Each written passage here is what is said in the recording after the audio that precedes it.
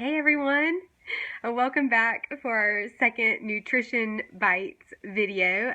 Today we're going to be talking all about the DASH diet. So the DASH diet is not really a diet. It's a lifelong approach to healthy eating that's designed to help treat high blood pressure, also known as hypertension.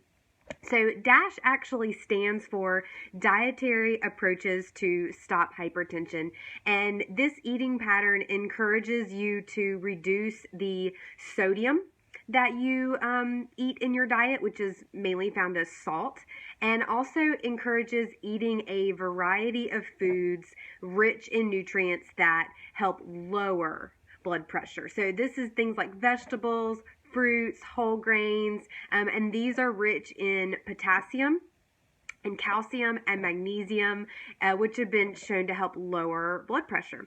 So let's talk about the benefits of the DASH diet. By following this diet, you may be able to reduce your blood pressure by a few points in just a couple weeks.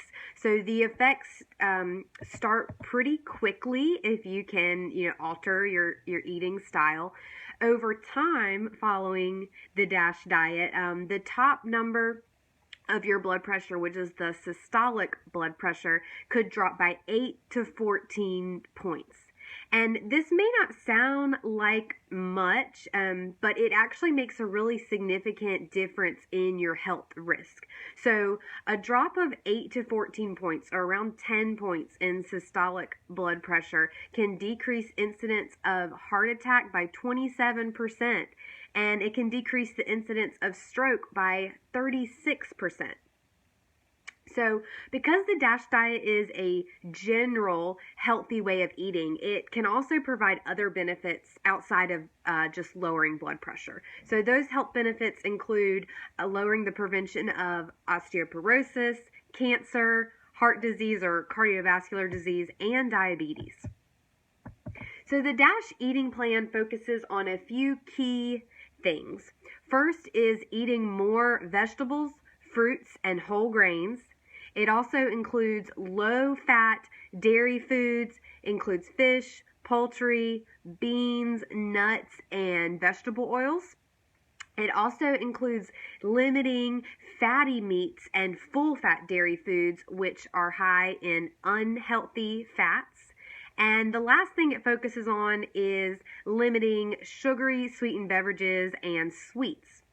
The DASH diet and sodium, so in addition to the types of foods that the diet focuses on, there's also a focus on reducing sodium intake. And on the standard DASH diet, you're going to be aiming to consume less than 2,300 milligrams of sodium per day, which matches with the dietary guidelines for Americans with their recommendations. The low sodium version of the DASH diet, you actually will focus on having sodium intake be less than or equal to 1,500 milligrams per day. And that's in line with the recommendations from the American Heart Association. So, decide which version may be better for you and your goals individually. Both versions are going to reduce the amount of sodium compared to the typical American diet, which can provide a whopping 3,400 milligrams of sodium per day, or even more. The last thing that's included with the DASH diet is recommendations for alcohol. Drinking too much alcohol can increase blood pressure, and so the DASH diet follows the recommendations from the Dietary Guidelines for Americans, which include limiting alcohol to 2 or less drinks per day for men, or 1 or less drinks per day for women. So on the DASH diet, what do we eat? So let's look at the recommended servings for each food group based on someone that's consuming a 2,000 calorie per day DASH eating plan. So the first category is our grains, and the recommended amount would be 6 to 8 servings per day. So if you eat 3 meals per day, that's going to be about 2 servings of grains at each meal to meet those recommendations. Grains include foods like bread, cereal, rice, pasta, and a serving size is going to be 1 slice of bread or 1/2 cup of cooked cereal, rice, or pasta. Now, when you're choosing your grains, you do want to focus on whole grains because they are going to be a lot more nutritious and higher in fiber versus the refined versions of those grains. So using brown rice instead of white rice, whole wheat pasta instead of regular pasta, and whole grain bread instead of white bread, as well as looking for products that are labeled 100% whole grain or 100% whole wheat. That's going to help you find those more nutritious grain options. Next group are our vegetables, and so the recommendation is 4 to 5 servings per day. Again, that may sound like a lot, and definitely that means we need to be having about 2 servings at lunch and dinner, plus a snack or a serving at breakfast in there to meet those guidelines. But our vegetable group is one of our healthiest, most nutritious groups of food. I'm sure you would agree. So things like tomatoes, carrots, broccoli, sweet potatoes, greens, and other vegetables, they are full of fiber. They're full of vitamins and minerals such as potassium and magnesium that we know help monitor our blood pressure levels. And so a serving of your vegetables is 1 cup of raw vegetables or a 1/2 cup of cooked vegetables.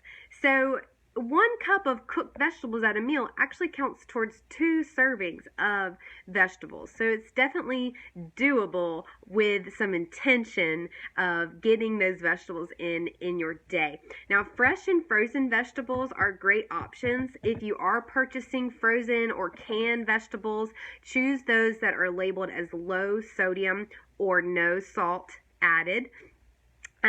To increase the number of servings that you get in a day, you kind of have to be creative. So maybe taking a normal family favorite dish and cutting the amount of meat in half and replacing that with more vegetables. For example, mixed dishes are a great way to do this. If it's a casserole or a stir fry, just cutting back on the amount of meat that you have and instead adding in more vegetables and beans to bulk up the dish. Also, don't think of vegetables only as side dishes. They can be, a great star of a dish. A hearty blend of different vegetables that are roasted up and put over brown rice or whole wheat pasta can be a really filling and satisfying dish that serves as a main meal. So next category of foods on the DASH eating plan are fruits, which they also push high amount of servings of throughout the day. They are recommending 4 to 5 servings per day of your fruits. And many fruits need very little preparation, so they're a really easy grab-and-go snack or breakfast option. They can also be a really healthy part of a meal or a healthier alternative for a dessert. So like vegetables, fruits are packed with fiber and nutrition, especially, again, potassium and calcium, magnesium, and having 1 serving equals of 1 medium fruit, a 1/2 cup of a fresh fruit cut up, frozen or canned also would be 1/2 cup, or 4 ounces of 100% fruit juice.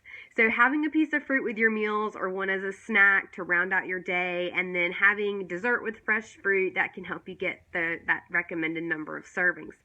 Another thing to note with fruits is to leave on the edible peels whenever possible, because that's where a lot of the fiber and nutrition is found. So they contain all those healthy nutrients we're trying to get, and just adds that extra punch if you enjoy the peels of your fruits. Now, remember that citrus fruits like grapefruit especially can interact with certain medications. So if you're not sure if those are okay for you, check with your doctor or pharmacist first before including them in your plan. And if you do choose canned fruit or juice, be sure to choose the no sugar added, and just enjoy the kinds with the natural sugar from the fruit itself. It's still plenty sweet without additional sugar added. Our next group that we're going to go over is dairy, and they're looking for 2 to 3 servings per day. So milk, yogurt, cheese, and other dairy products are a major source of calcium as well as vitamin D and protein. So really important for our heart health and blood pressure.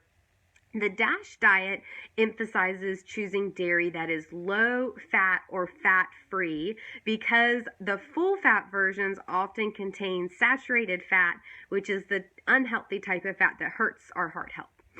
So a serving for dairy is 1 cup of skim or 1% milk, or alternative milks, 1 cup of low-fat yogurt, or 1.5 ounces of a low-fat or part skim cheese. Low-fat or fat-free frozen yogurt can also make a great sweet treat option. And if you have trouble digesting dairy products, then look for the lactose-free options. They're typically easier to digest, or you can consider an over-the-counter product that contains the enzyme lactase, which can help reduce or prevent those symptoms of lactose intolerance, those digestive issues that we sometimes have with dairy.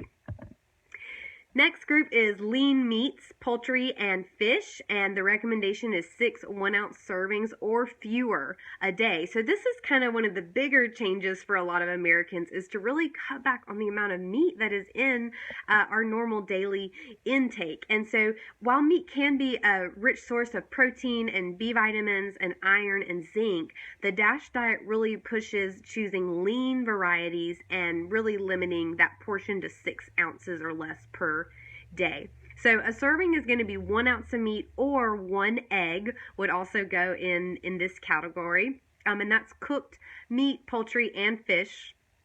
Trimming away the skin and the fat is recommended on this diet, as well as baking, broiling, grilling, or roasting instead of frying in fat. The last part of this recommendation is to really try to eat those fish about 2 to 3 times per week from sources like salmon, herring, and tuna. These are the fish sources that are higher in omega-3 fatty acids, which are really healthy for your heart.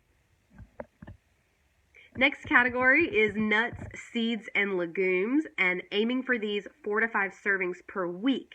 So not per day, but throughout the week, enjoying almonds, sunflower seeds, kidney beans, peas, lentils. Other foods in this family are really good sources of magnesium, potassium, and protein. They're full of fiber and phytochemicals, which are plant compounds, and these can protect against some cancers and cardiovascular disease. Serving sizes are small and are meant to be enjoyed throughout the week and not every day because they're higher in calories and we don't need them as often. So a serving size is 1/3 cup of nuts, 2 tablespoons of a nut butter such as peanut butter or almond butter, or 1/2 cup of cooked beans or peas. So nuts do sometimes get a bad rep because they are high in fat, but they contain the healthy type of fat. And so because they're also high in calories from this fat, we do want to eat them in moderation and watch that serving size. But we do know that the type of fat in our nuts is actually going to help keep us full and satisfied, and it's going to be good for our heart and our cholesterol. Okay, couple more categories here to cover for the DASH eating plan. So fats and oils, they recommend 2 to 3 servings per day.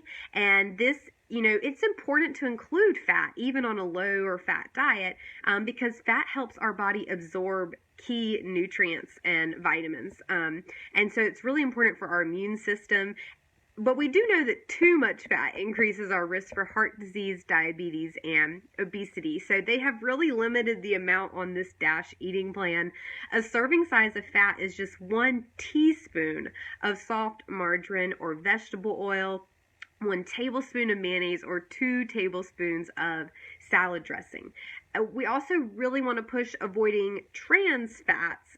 These are really processed. They are in our processed foods like baked goods and fried items. So look on the nutrition label and make sure that you're avoiding trans fats when at all possible. And that brings us to our last group for the DASH diet, and that is sweets. And they actually allow up to 5 servings a week, so 5 or less sweets throughout your week. So you don't have to banish sweets completely to be able to still follow a DASH diet. You just need to go easy on them. And the servings are small. In fact, things like 1 tablespoon of sugar, jelly, or jam actually would count towards one of your sweets for the week. A half a cup of something like sorbet or gelatin, or 1 cup of a sugary beverage like lemonade, those would all count as a sweet for the week. So they are small treats to be enjoyed, but we don't have to cut out that sugar completely on this DASH eating plan to still get the benefits. So when you do eat sweets, try to choose those that are lower in fat or fat-free, such as sorbets and fruit ices, sugary candies like hard candies or jelly beans or gummy bears, graham crackers or low-fat cookies. So at least we're not combining that sugar and fat in one treat option.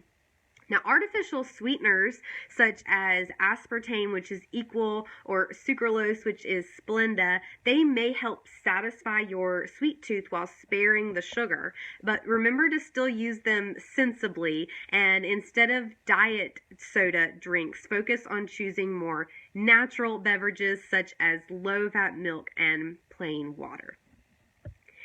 So there you have it. Those are the main components of the DASH diet. It really is a balanced eating plan designed to help you improve your health while still enjoying plenty of variety with your food choices.